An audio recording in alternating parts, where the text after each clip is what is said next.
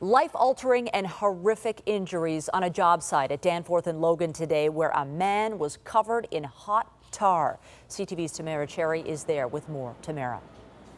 Well, Michelle, you can still see some of the hardened tar on the pavement behind me here. One of the witnesses we spoke with, and you'll hear from him in a moment, said he felt helpless watching this poor man suffer.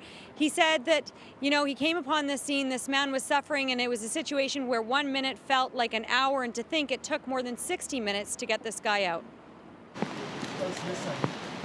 A box cutter is used to loosen the rubber from the pavement, remnants of the hot tar that spilled from the truck after covering the 46-year-old man inside. Frank Dwyer was one of the first on scene. I get upset just thinking about it. After hearing screams from his home just up the street. I thought it was a girl crying because his pitch was so sharp, I mean, he was really, really hurting. The problems appear to have begun when the blowtorch at the front of the truck came loose. The driver of the vehicle brought the truck to a stop, and the load of tar inside shifted forward, splashing onto the occupant that was in the back of the vehicle. When it hit him, that tar would have been about 400 degrees, burning him instantly. The scalding liquid created a danger for rescuers who had to cut open the side of the truck to get to the man safely. And as that tar cooled, more problems. Obviously, we have seen scald injuries from tar, but this patient was actually partially encased in.